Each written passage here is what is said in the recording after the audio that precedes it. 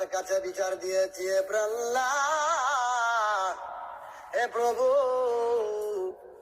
আমারে ফুলের গাড়ে শালম আমার বন্ধু মানুষ আমারে পাঠাইছে, সৌদি আরবে পাঠাইছে, পাঠাইয়া আমার জীবনটারে নষ্ট করে দিছে গো প্রভু। এমন বেইমানের ঘরের বেইমান। ফেরাউনের চেয়ে ফেরাউন অনেক ভালো ছিল। ফেরাউন দিনের বেলা যদি ক্ষুধা দাবি করত, রাতের বেলা গভীর জঙ্গলে গিয়া বলতো, আল্লাহ আমি জানি তুমি ক্ষুধা, কিন্তু মানুষে আমারে ক্ষুধা কইলে ভাল লাগে, আমার উপরে নারাজ হইয়া তুমি আমারে গজব দিয়ে ধ্বংস করে দিও না।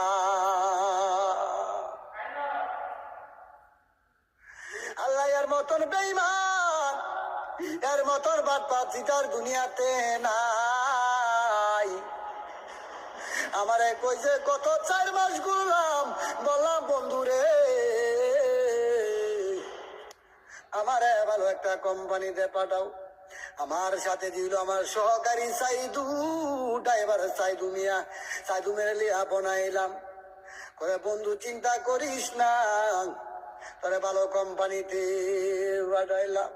এমন কোম্পানিতে পাঠাইছে, সাপ্লাই কোম্পানি পাঠাইছে। আমার আল্লাহ কয় বান্দারে কান্দিস না,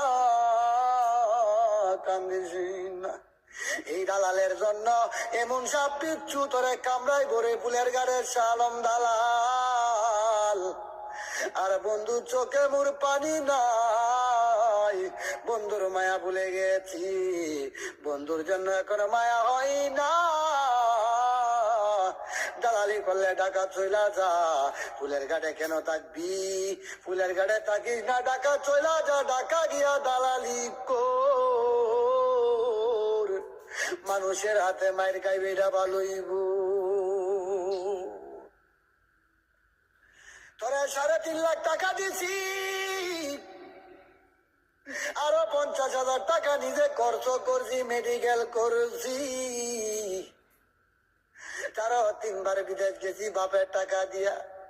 এবার কিস্তিতে তুলছি রে শালম, এমন বিদেশ তো আমি জীবনে কোনোদিন করি না। সাবধান হয়ে যাও ও দেশবাসী করে বলল, আমি শালম রে চিনি গো,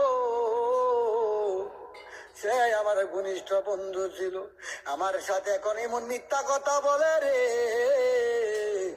এখন পর্যন্ত কোম্পানি আমার কামাই দেয় না।